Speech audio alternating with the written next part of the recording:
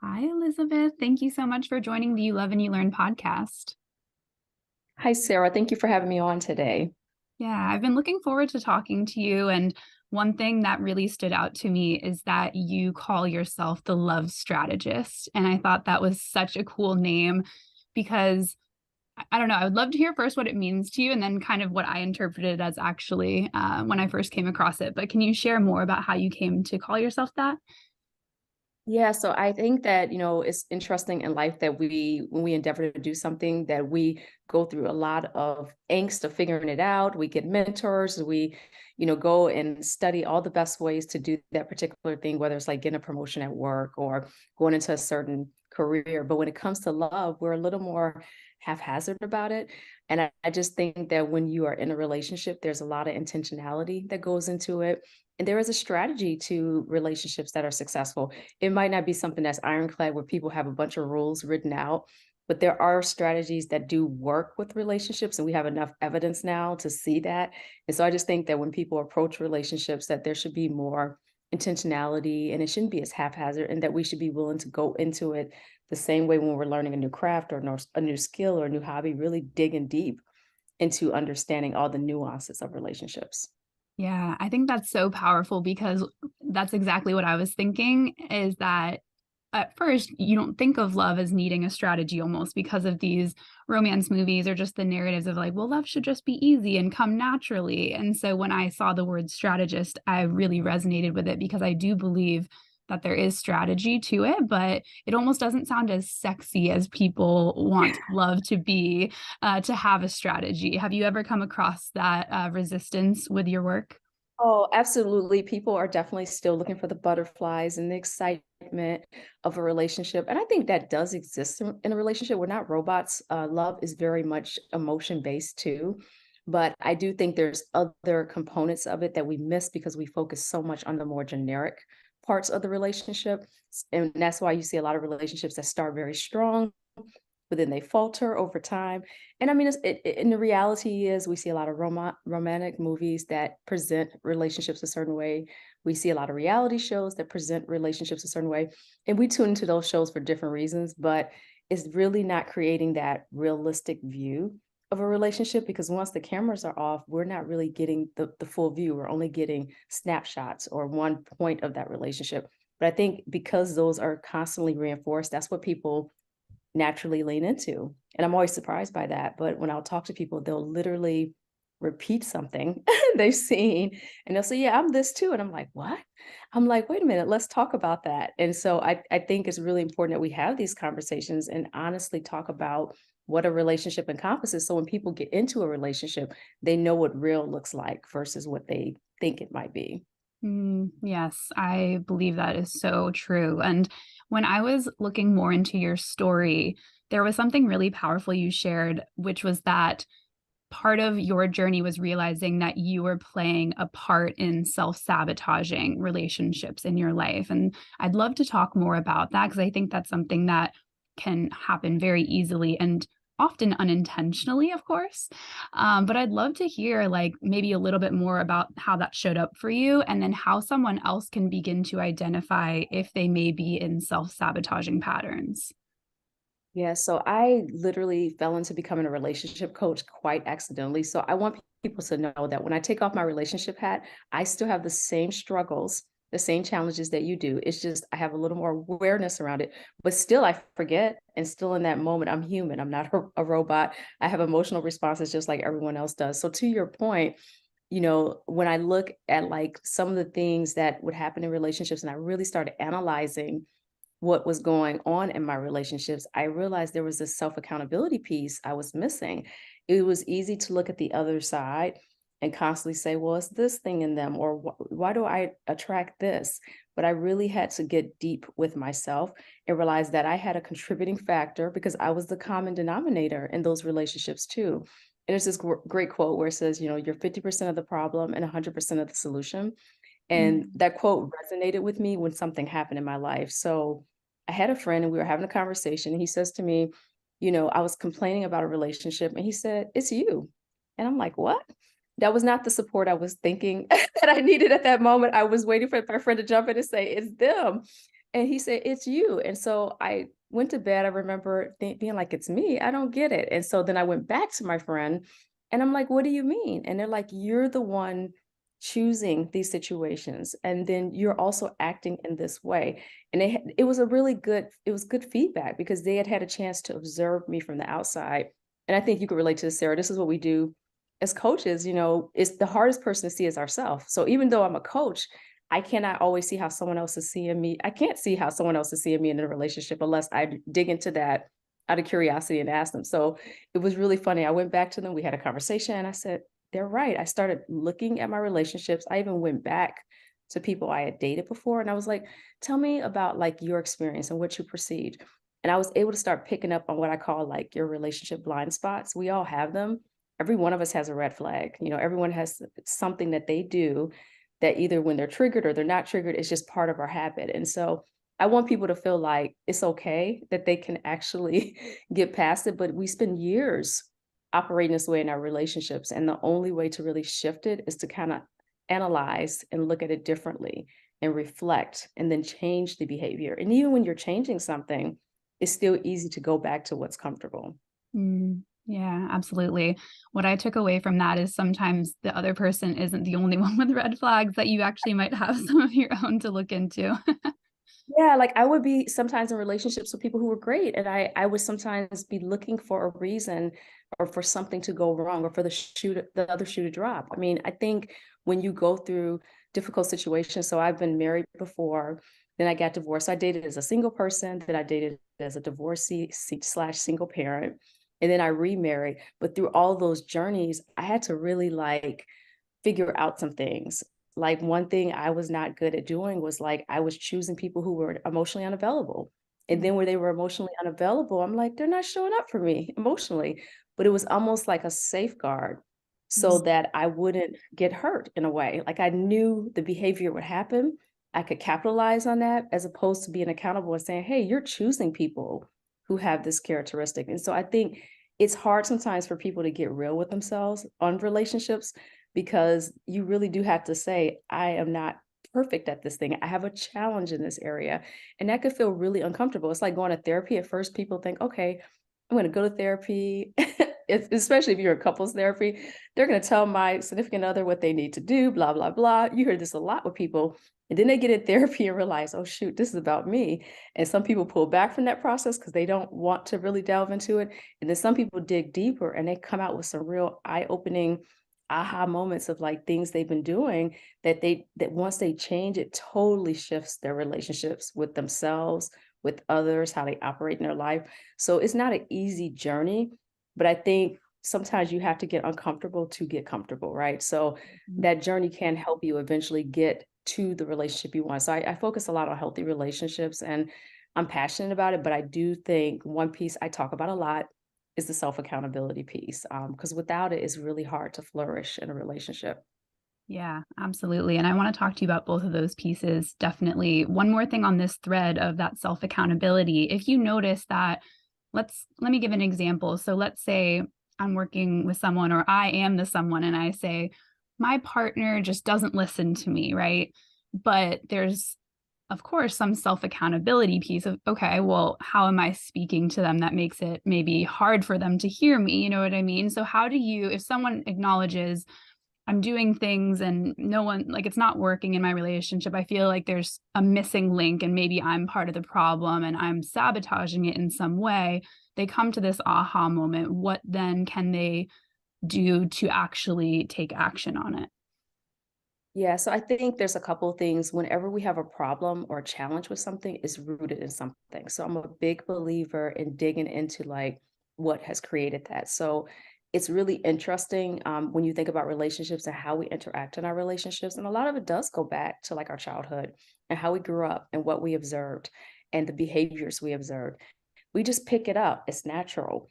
And so Mhm. sometimes we carry that into relationships and we don't even know that some of those behaviors aren't healthy until we are challenged by our significant other or our partner on some of those issues. So I think it's really twofold digging into, okay, let's talk about what these scenarios are. What has happened in these scenarios? What was the outcome you wanted, but what was the outcome you achieved? Going back to the other person and asking the hard questions. Hey, when I thought I was being a good listener, but what in your mind told you that I wasn't really being a good listener? And Mm, it's hard in those moments because you're really challenging yourself on something you think you're good at.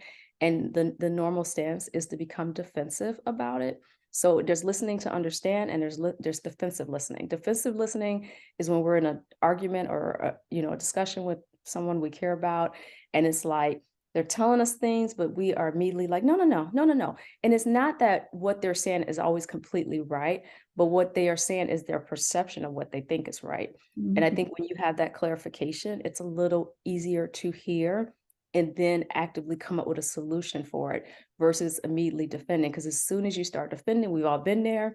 We bring someone some critical feedback and they immediately defend. We're just like, okay, why am I even having this conversation? It's frustrating, right? But Mhm. when someone can actually listen and hear you and say, okay, I can understand why you may have felt that way. It's just that validation and acknowledgement that shifts it. So I think what I do with my clients is I give them a lot of homework. So if you don't like homework, I'm like, don't come be coached by me because I don't believe in just like telling people to do things. I think it's important to actually go and do the things so that you can shift the behavior. And Yep. so I would have that person go to their significant other and ask those questions. I even have had clients where they're like, I can't figure out what it is about my behavior or certain traits I have. And I've had them go back to exes. I'm not saying unhealthy relationships with exes, but maybe where it didn't work out, but you still left on good terms. Because I do think there's a theme that will come up if we go back and reflect and ask questions, the hard questions, where we'll start to identify and uncover things that were consistent in our relationship. So those are a couple of things I do. Like I love giving people like assignments to try things, to try them differently. And then I love for them to come back with the results. And sometimes the results aren't always going to be canned, perfect results. But the point is that in order to shift, you got to do things differently. Yeah, I absolutely love that. And I think that you're bringing up a great point about how that can be really uncomfortable, like those hard questions. But then the more comfortable you get being uncomfortable, then you'll be able to eventually get to a place where it no longer feels like that behavior is happening as much because you've worked on it and you've actually learned from that other person. So I think it's really great that you're acknowledging that a big piece of that accountability is actually having dialogue about it and not only just reflecting on your own because sometimes we have those blind spots as you said. Yeah, I think like when we are by ourselves and we're all self-loved up, I know there's a lot of movement around self-love and I think it's super important, but I think self-love is also recognizing like your blind spots. It's also being accountable for your actions. That's an act of self-love too. But I think like the piece I think I want to reiterate to people is as they think of their journey of self-love, if you can't have that accountability piece, it's like you're limited. And I think that's why some people could feel great on their own and then as soon as they get in a relationship, it's very different because that person you're in a relationship is like holding a mirror up to you. Mm. They see all of your your imperfections, your flaws, and you the same. Likewise, you see it in them. But what's the challenge is like, how are we going to overcome them? How are we going to deal with our differences? How are we going to meld our differences? How do we sharpen one another and appreciate what one another brings to the table, as opposed to constantly trying to like shift someone just into your way of thinking. And I think that's where people get shut down, where they're like, I don't get it. Like I feel great about myself, but then when I get in a relationship, it's like, and I think it's because like we get stuck, right? On that relationship giving us feedback or data about ourselves that we may not really want to invite or hear. So that's the hard part. Such a good point. And that kind of leads me to something I wanted to talk about today, which is that self love component. And I read that you had said at one point the hardest person to see and to love is yourself. And I really resonate with that. And I'm a big believer that the relationship we have with ourselves, of course, deeply affects the other relationships in our life. So we are both aligned there. But it is really hard to see and love ourselves. And I know that this is something you're passionate about talking about. So can you say more about this self-love, movement that's going on and kind of talking about your perception of it? Yeah, so I want to give people like hope as they're listening that this is not an easy journey. We need to give ourselves grace. None of us are perfect. We're all imperfect humans. Number one.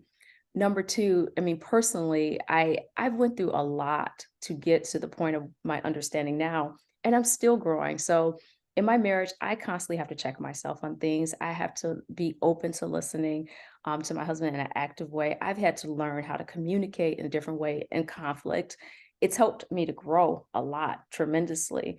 But at the same time, I'm still a work in progress. And I think we all are. And so I want people to know, like, I'm not sitting here as this person preaching at you, like, hey, if you don't get this right, something's wrong with you. I think we all have, if we're being honest, we all have insecurities. We all, question ourselves to some degree on things, even though people can appear outwardly to have everything together. You really don't know what's going on internally. And I think, Sarah, you work with a lot, a community as well, like me. I'm always astonished at some of the things people are carrying and how they are getting through it. So please know everyone has some part of their story where there's a little facet that's difficult for them or hard or that they're dealing with on a day-to-day basis. So Yes. I mean I love the self-love of like giving yourself grace. I love the self-love of not being so hypercritical on yourself because I don't know about you, Sarah, but for me, I am very hypercritical of myself. And I have to work on that and say, hey, would I talk to one of my clients like this? Or would I talk to my friend like this? So self love is also embracing your flaws, understanding what they are, but understanding how they enrich who you are too. I Mm. think the reason people in our communities listen to different things we say or other people say is because they want to see that, hey, you're human. There's some part of you that can be vulnerable and understand that of where I'm at. And that's what draws people in to want to go on the journey with you because they're like, okay, if you can get through this journey and you have some insights, I means I can do it too. So I just want people to know that we all have that challenge around just like, oh God, am I doing enough? Am I good enough? Can I be better? Okay, how did I miss this? Like that is so human of us. And that actually means you have good self-awareness. So that's Mm. a positive, actually. I worry about people who don't have any of that because I think there's a balance, right? So I just, urge people, yes, the self-love does include the accountability, but the self-love does include self-love, meaning like loving who you are, being authentic in who you are, showing up as who you are. Like that's super important as well. Yeah. Two things I took away from that is that it's just constantly a work in progress, but also that it doesn't need to be something that you never give yourself grace for, right? Like I can constantly be growing, but that doesn't mean I have so much growth left and that I should beat myself up. It's just that I can know that I can love myself and also continue growing. So that was one thing I definitely took away. And also to love myself is to love the full part of myself, which is the positive and the quote, quote, negative things or the challenges or the parts that maybe I don't, love as much in theory, but then I can bring more compassion and more gentleness and kindness to those areas because they do make up part of us and everyone has them.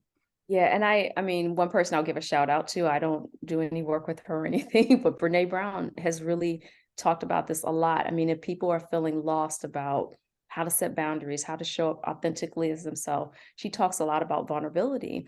There is power in vulnerability. There is power in expressing emotion. There's power in showing people your weaknesses and your flaws. Yes, there are some people who will exploit that, but that's a whole nother show. But at the same time, most people who are normal, who have self-awareness, really embrace that because that feels real to them. And even as I look at her journey, the reason I think people are drawn to Brene Brown is because of her showing so much real authenticity, so much vulnerability. Her expressing that, hey, even though I'm this person that has all these credentials behind me, all these research hours of the work I've done, yeah, I'm confident in it, but I have moments too where I'm not totally sure too. And there's something very appealing about that. So even as you think about relationships, there's a draw to people knowing that you're strong and confident, but also a draw in knowing that you're human and that you have emotions and that you have shortcomings too. It makes you more like holistic and well-rounded in other people's eyes. Yeah, absolutely. So aside from being kind to ourselves, and aside from kind of just knowing that it is okay to have these flaws or things that aren't perfect about yourself, is there anything else that you usually share about how to build more self-love in your life? Yeah, so I'm so like fortunate to do the work I do. I don't know if you feel this way, but it's the most like purposeful work I've done in my life, honestly.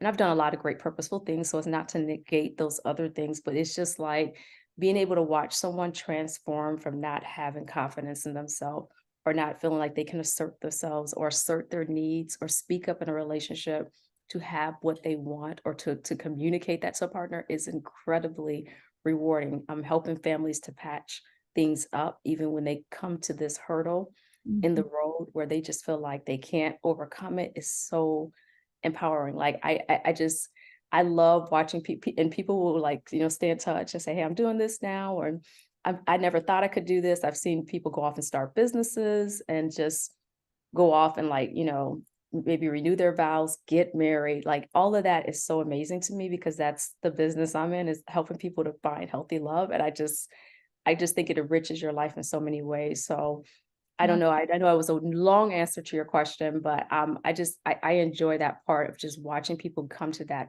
point in their life where they're just like, I appreciate who I am. I know my value. And once that happens, it's like a complete shift in their life and how they operate, how they interact with people, how they interact with themselves, how they take care of their needs. And that is to me just really fun to watch. Yeah, and I think with self-love, what I've learned, and I'm still very much, practicing loving myself better, but I think it's just in the small moments, right? Like there was a podcast a couple weeks ago that I was supposed to interview, and it was at the end of my day, and I just had this splitting headache, and I was like, I know I'm not going to give the best interview, and so I reached out to that person. I was like, I'm so sorry, I'm going to have to reschedule, and that was an act of self-love that was pretty minor in the grand scheme of things, but it creates momentum when you just do those little things for yourself instead of not listening to the voice that says, this isn't going to be great. I don't feel good. I need some rest. You know what I mean? So, I whether, totally yeah, agree with you. Totally agree. Like I think, I recently was talking on TV about like boundaries, and boundaries really are act of self-love and we don't think about that. And I was talking to one of my friends about this yesterday. Sometimes when we give people our boundaries, they don't react positively to it. And I think that could throw people off because they're like, well, I'm setting boundaries for myself and this is my act of self-love.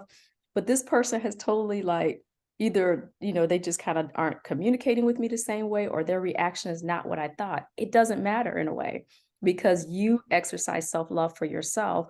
You set a boundary. So now it's clear on the other side what that boundary is. So I agree with you. Like in moments, the small moments are super important. Like when you're too tired to do something or you just don't want to do something, it's okay. It's an act of self-love to say, no, I just, you know what? I wish I could, but I can't. You could do it, you could bow out very respectfully and gracefully.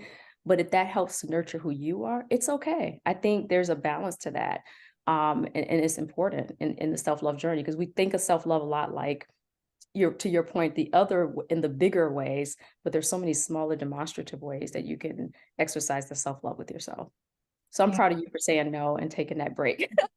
Thank you. Yeah, it's definitely stuff that I'm continuing to experiment with and just see, how it goes. And I think everyone is capable of just trying one small thing at a time. And I know that self love is for you. But then, of course, as we acknowledged earlier, it can affect how you're showing up in other areas of your life, like a relationship. So, when you're working with a client or in your own experience, how have you found that the love you give to yourself spills over into those other relationships in your life, Oh, so you're asking me personally? either personally or kind of in the work that you do with your clients? Yes, I'll use a client example, then I'll share a personal example. So I have a client I work with, and one of her challenges was advocating for what she wanted in a relationship. So she would be in a relationship and she would always be looking at the other side, and she would constantly be like, but I know if I say this, it might upset them or it may make them feel uncomfortable. And this is the thing we're talking about a moment ago, right? It's okay. Like I always say, like in a relationship, healthy friction is a part of it. Mm, But healthy friction you need in a relationship to make that relationship grow because you're not going to agree on everything. You're not going to see everything the same way. But if you can learn to get and master that part, it makes your relationship journey a lot easier. So she wasn't comfortable. And so we went round and round and round.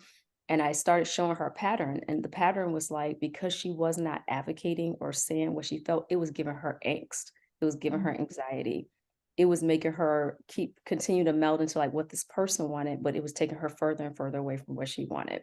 So she mm, wanted more of a commitment, and the person really was like on the fence about commitment. And I'm like, what do you have to lose? You know what you want. If this person isn't willing to give that to you, if they don't have a plan or they're just not on the same page, it's gonna hurt.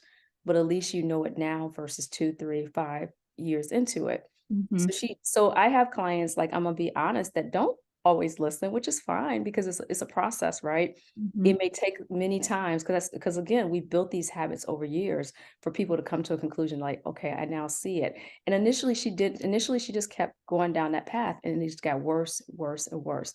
And then finally the relationship ended.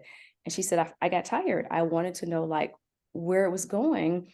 And I finally became aware it really wasn't going anywhere. And I said, we talked about this, like, even though you were hurt from this process, you're actually freed up. So I think it's looking at things as opportunities because sometimes in that moment, nope, it's not going to feel good when you have invested time and energy into something, a relationship, and you're like, I think this is going to go this way, and it doesn't go that way. I've been there many times. But in the end, it's actually a blessing because when that door closes, it forces you to kind of look ahead. And as far as myself, when I think of self-love, like I just think of the fact that like it was so hard for me. Like I wanted to please people. I wanted everyone to come together. That's one of my strengths and weaknesses. Because Mm. when you want everyone to come together, you're constantly looking at the other side of things, which is why I could coach that client because I could relate to that. Like you're like, okay, I want to keep things easy. I want to keep things peaceful. But what I've learned is that it's about timing and it's about the way you communicate the message. And it's okay to be uncomfortable and let that discomfort settle for a minute because on the other side of that is comfort because you have at least gotten out how you feel. I mean, there's a lot of, I don't know if you read the book, The Body Keeps Score. I have it right now actually here with me. It's one of my next reads. Yeah. So excellent. So it talks a lot about trauma and what it does to the body and how the body doesn't forget things that you've been through. So a lot of times when people are developing diseases, illness, stress, medical conditions, a lot of this is attributed to keeping things in and pushing things down. And I was really comfortable doing that for a long time, but all it was doing was harming me. And I saw the effects of it on my health. I saw the effects of it on my well-being. But what I learned is like as I started to like pull out more of what I felt and get it out there, it was a release. And it's still something I constantly have to work on. So if someone's listening to this and they're like, but I just can't do it, it's like taking just incremental steps, those opportunities where you see, okay, if I say this, it's really going to help me feel better. It's going to help me advocate for myself. If you look at it as empowering yourself, and then think about the benefits of it to you, the benefits to your health, because literally it affects your health when you hold all this down. I watched my client go through it. I've been through it, like where there's this churn, this angst. And until you kind of just really say, okay, I gotta advocate. Because at the end, this is the positive. You show up as a better person, a better partner, a better mom, a better sister, a better friend. But when you try to push through something that you don't feel or that's not comfortable, people feel it and they're like, what's happening here? So it's either you just you get it out or you keep pushing it down. And we know with that book, The Body Keeps Score, people want to, would want to check it out. It's not good for your health, physically or mentally. So that's how I've learned personally, and then just how I've observed even my clients learning it. That is an act of self-love to advocate, to empower, to have that, comfortable conversation because that discomfort is temporary in a way if you can have that conversation, even though it feels very counterintuitive, but Yeah. it's actually very helpful. Definitely. Well, thank you so much for sharing that. And I can relate to what you just shared. And I used to kind of bottle things up. And I would always have to wait until Nate kind of came to me and said, is something wrong? And he's very good at acknowledging that. I don't think I'm very good at hiding if something is off or wrong anyway. But now I've been much more proactive at, hey, can we talk about something? Or, hey, I noticed this. Do you have a minute? And even just that, there's still probably more that I could do and grow in it. But instead of having him always need to come to me, my act of self-love and then love for the relationship is getting to speak my mind or getting something off my chest, of course, in a timing where he's able to receive it and in a kind way as best as I can. There's ways to have those conversations, but I think Right. that sometimes we make self-love into this whole big like bubble bath spa day thing, but really it can just be about letting something off your chest that you've been carrying and want to talk to someone about. Yeah, so you hit my nerve there because like you do see people, oh, just go treat yourself, go do this. But I'm like, self-love is so many components of yourself. It's not just like taking care of yourself, like in a physical way, or doing something that pleases you in a physical way, is doing things that please you emotionally and mentally. Yeah. And I like what you said about like how your significant other approaches you and you're like, okay, I gotta like let this out, and how there's a little, you're working on that, right? Because it reminds me of a balloon. It's like a lot of times we just let things build, and we just, we literally vomit everything out, and your partner's like, where did that come from? And versus like if you could just release a little bit at a time. You had a balloon in your hand, you release a little air at a time. It's more sustainable, right? But the Mhm. pop always is jarring because it's just like, whoa, where did that come from? But I like that you are learning, to express. That's good. Yeah, it's something that I didn't necessarily see modeled, and so that's why it's taken me. I mean, me and Nate have been together for 6 years and hopefully for many more, so there's always more practice, but just comparing back to where we were, and I'm sure you have many examples of that in Oh your yeah. marriage where you're like, "Ooh, I remember how we used to do that, and we've gotten way better." Yeah, I mean, I'll give people a really good one. So like my husband, I learned is a person who processes things more, and I'm a person who wants to solve through things quicker. Mm, And so at first I was like, I would push, like, come on, like, what are you thinking? And that was not effective. It was not working. And as time went on, I started observing. And like, you got like people come to us to talk to people. I have people I talk to help me too. I feel like that's the other piece in a relationship. It's okay to use resources.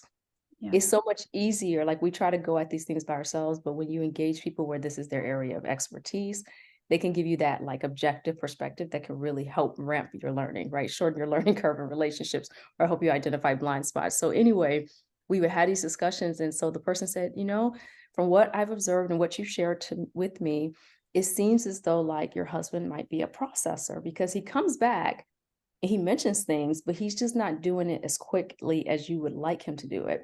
And so I observed and I sat back and I was like, he's right. Like my husband's a great listener, and he would come back. It might be a week later or a couple days later, and he would say, hey, da da da. And he would repeat. And I said, oh, he is listening. So I had to get that out of my mind. He hears me, but he's his own person, and he's not going to operate the same way I operate. And that's actually a good thing, because sometimes there's things that do need to be solved a little quicker, and sometimes there's things that could benefit from being processed longer. And so I really had to learn that style of communication. But once I figured it out, I learned how to really like truncate my message, or like, make it more digestible, not throwing so much out there, or really giving him time to process it, then coming back and adding to it. And it's just made our friction a lot, or like I call our healthy friction, has made it easier. It doesn't mean it's always easy, because I just feel like there are touchy topics in the relationships, and they are just triggering.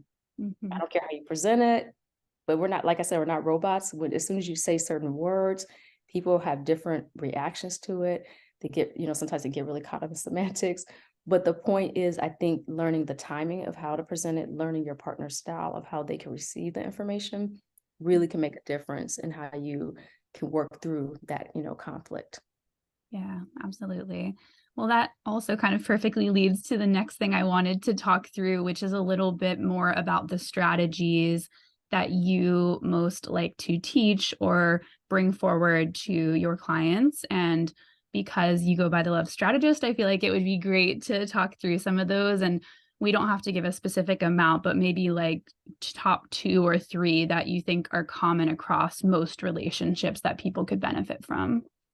Yeah, I think like communication is super important, but I think, one thing I've learned in just my work is that it's really creating emotional intimacy space, like a safe space for people to be able to communicate. So we talk a lot about communication, but I think the reason people struggle with communication is because of like their past experiences with communicating. So maybe they were forthright about something, or maybe they were vulnerable and someone laughed at them, or someone came back and brought that information back to them repeatedly, Mm. kind of throwing it back in their face, or maybe they had that negative experience with it. I think each time you get in a relationship with someone, you have to curate that safe space. And that means like being curious about your significant other. It means asking questions about how they were raised, and how did they watch people in their family resolve conflict? What are their value systems?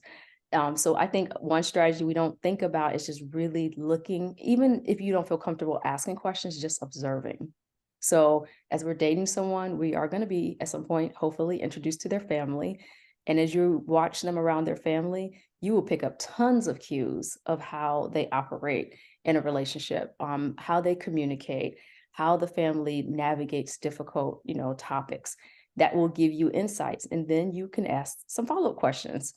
I think that we don't ask enough questions when we're in relationships. And even, I'm fortunate to like be a part of a lot of multi-decade marriages in my family. So my parents were married 57 years, Wow. grandparents 60 years, and aunts and uncles 40 plus years. So I observed a lot and I was picking up a lot organically. I didn't realize it at the time, but I was kind of like, okay, they were showing me that love was possible and that you could have this happy, healthy, rewarding relationship. But I also saw the other parts too, right? So I think one strategy I would just say is really being aware of people and their origins and how that aligns with your origins. It doesn't mean you have to come from the same place. It doesn't mean you have to have the same experience, because that's often not going to happen. But it's just having an awareness of it, because once you have that awareness, it'll help you understand and see how you guys can either be interconnected or where there might be some opportunities for you guys. So Yeah. that's one thing. And then I think the other piece with couples, I'm trying to think that I see, it's just like alignment of values. Mhm. I think people have different things that they categorize as important in their relationships, and that list could look really different. And I think it's important to ask about those things before it gets serious. Yeah. Like what part does spirituality play in your life? Is it formal or is it informal? How do you feel about having children? How Mhm. do you feel about blending families? If you're at an older stage of your life, what point does money play in your life? Like, are you a person that's satisfied once you hit this level? Or are you someone that's super achievement oriented, where it's just you're continually gonna be going for a goal? I think like having these conversations earlier and seeing where you align could save you a lot of time and Yeah. energy, as you know, Sarah, because sometimes, you get in something and you're in it, you're like, oh, this is great. And then you realize you're just on two different pages. And it's not that you can't come together. I just think relationships are challenging in general, even when you're aligned. So Mhm. you gotta see like how you really need to see how things line up for someone. And it is similar in your mind as theirs. And what I like is the way people are dating now. There was some research that was out there that people are really being more intentional about asking the more difficult questions, like, do you want children? Where do you see family as far as your priorities? What does spirituality look like to you? What are your politics? Like, these are things people would just get in relationships and just like try to manage. But the challenge is a lot of what people feel and what they align with bleeds into how they operate in Yeah. their life. And then when you're in a relationship and then when you have children, that's why I always would notice like what happens when people have children, because like that relationship like was going, and then as soon as they had kids, it's like there's a divorce really quickly. Not all the time, but sometimes. And I'm like, they were together forever.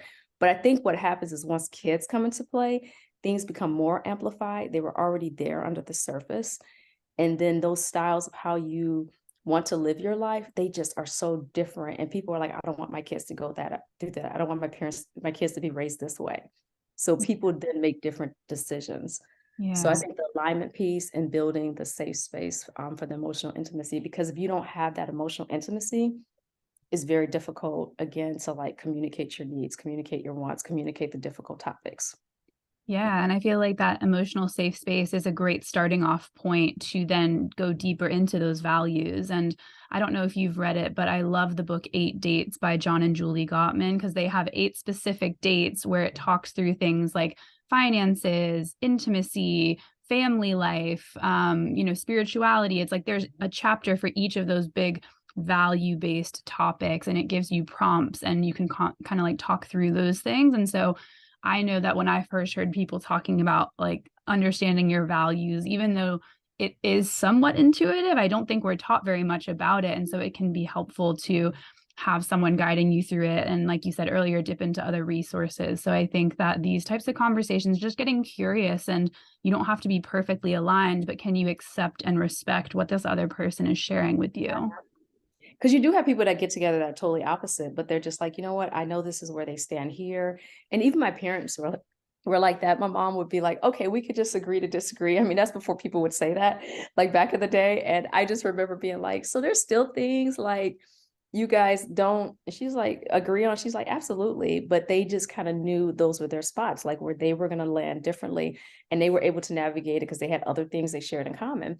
So it's not that opposites won't attract or can't work, but it's just like that respect to your point about it as well. Like, can you respect where this person stands? And is that okay for you? Can you function in that relationship? But I love the Gottmans because they do such great research on relationships. I think that's a great resource for people to just think, if you're single, parenting, married, dating, they just have a ton of research that they've done that's documented on what works and what doesn't. So there are things you can do that will help your relationship for sure.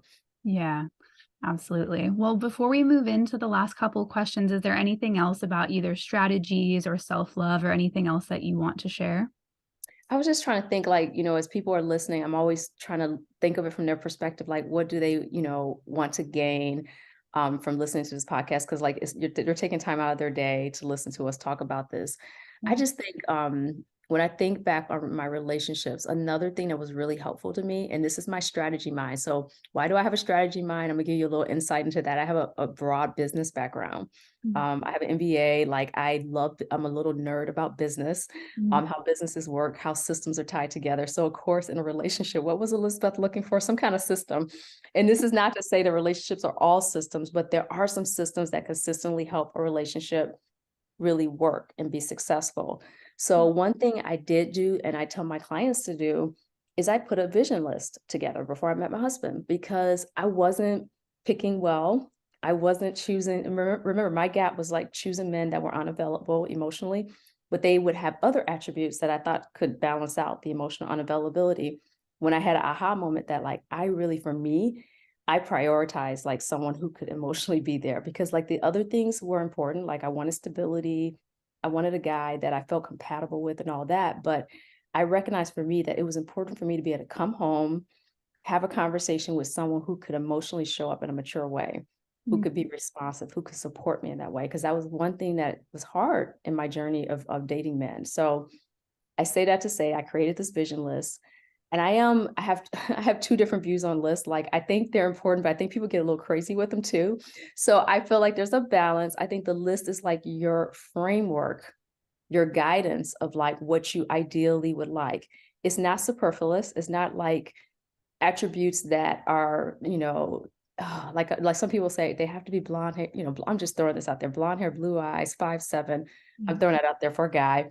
That's not the list I'm talking about. I'm talking about like real attributes that no matter what happens with time, because we're all going to get older, no matter what happens with finances, that these are this person's core values.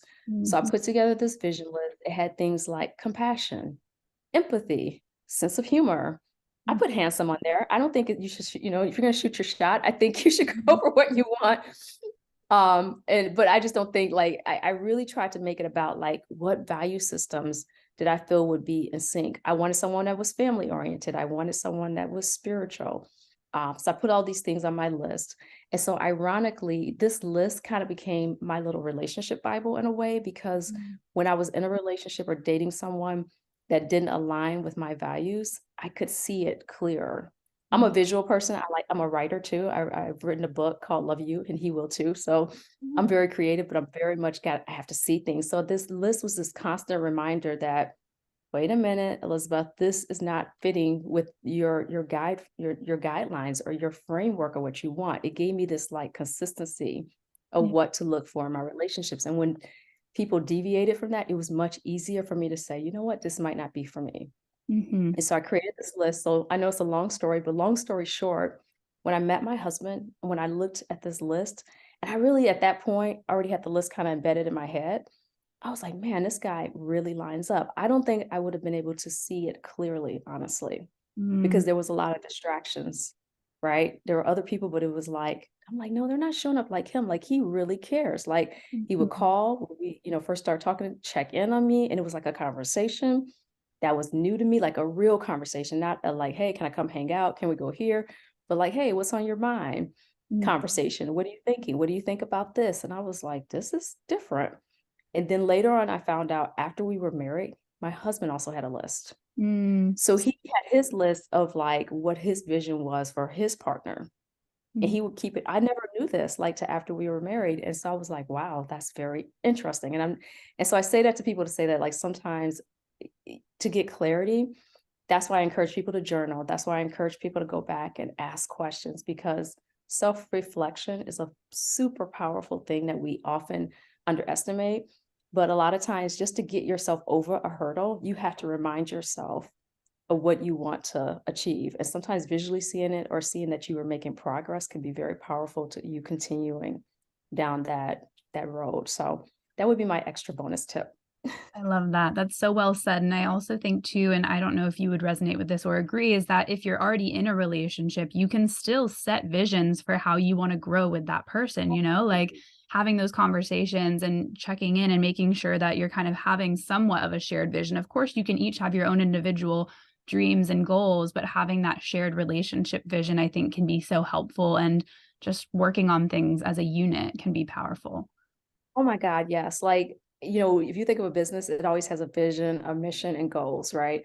But sometimes in our relationships, we don't think that way. So my dad and mom was very fortunate. Like they passed, my dad passed last year, my mom a couple years ago, and they were just amazing human beings. But one of the things my dad used to do for our families, we had like a vision or a mission for the family and a way we operated, and we had certain principles. And it's funny, like you don't realize how these things are linked into later in life. And I can easily say, okay, yeah, that was something our family really focused on doing, and presenting ourselves in this way, because this was one of our core values. And I think when we get in relationships, it's not that it has to be this formal business plan, because some people will say that's corporate, but Mhm. I think it's giving you something to look forward to, something to work towards. Yeah. The couples that I see that have longevity in their relationships, they are always like working towards something, whether informally or formally together. Like I know a couple right now that's been married almost 30 years. And the guy was telling me, he said, the way that keeping myself motivated and my wife too, is we have this list, this retirement post list of things we're going to do. And we're always planning it. And then we try to do something celebratory to move towards that goal. Mm. And I'm like, that's so clever, because that's, again, just like you said, they're working together towards a shared purpose. And I do think that's one thing couples that last longer have in common. They have some shared purposes of things they want to create or curate together. And you can make that so customizable to what you guys want to do. But I think it gives the relationship like more energy and more purpose. So I love you saying that, like just having some shared goals. And it's okay if you're in a relationship to kind of look at that and create that. Yeah. That's beautiful. What a lovely, just message that both of your parents left you and getting to now embody that in your own work and then also I'm sure in your family. So that's really powerful. And going on the thread of always having something to look forward to, my grandpa, we just celebrated his 90th last year and he gave a speech and he said, the way to have a long life is to always have something to look forward to. And I think that can be applied in your relationship as well. A long relationship has that next step. So Also, he sounds awesome. I can imagine everyone was like, "Oh, that's true." Wisdom. exactly. Amazing. Well, thank you so much. And I have one final question, which is one that I ask all my guests. And because this is the You Love and You Learn podcast, I'd love if you could leave us with one thing that you have learned about love over the years. So you just mentioned like my parents, and I was so fortunate to observe that and see other people showing love. And so it did teach me that it was possible, but it doesn't mean I was always making the right decisions about love. So I want people to think about that. Like sometimes we could be around things that are good, but still not make the connection. And then we could be around things we know we need to change, and it could be hard for us to make the connection. So I want people to have that faith in themselves, that the first step is like, you're here, you're listening. That means you have a curiosity about this. This means you have an interest in it. That's the first step. Don't lose that curiosity. Similar to what Sarah said about her grandfather, he's like, continue to create things to look forward to. Like in your relationships, continue to create things to look forward to, which means looking at yourself, being self-accountable, holding that mirror up, even though it can be difficult, and saying, okay, how do I shift this so that I can advocate for myself, so I can empower myself? And then on the other balance side of that, giving yourself grace. And like you said earlier, Sarah, and I totally agree with this. This is why I want to say it again, giving yourself grace to do the little things to show self-love. So I hope people walk away with some ideas that can really help them to love themselves first, because again, that's the first foundation that you lay for your relationship, but then secondly, exercising this once you're in a relationship, which is so equally rewarding. Absolutely. Well, yeah, I know that people will take a lot away from this. Thank you so much, Elizabeth, for sharing your wisdom. And if people want to know more about you and your work, where should they go? Yeah, so thank you, Sarah, for having me on the show. I totally enjoyed this discussion. It makes me a little misty. I'm just such a like I'm such a fanatic about like in a good way about love. Like I think that once we figure these things out, it just makes the world a better place. It's almost a domino effect, right? Yeah. If people want to learn more about me, they can visit my website at elizabethoverstreet.com. And there you can find all my social media handles, tons of content that's free that you can, learn about relationship questions you have. And if you have a question, you can even submit a question on my website as well. That's awesome. Yeah. And they can also find your book over there and your podcast, which I'm excited to join in a bit. So, yeah, Yes. it's been great to connect. Thank you so much, Elizabeth. Thank And we'll you. talk more soon. All right. You're welcome. All right.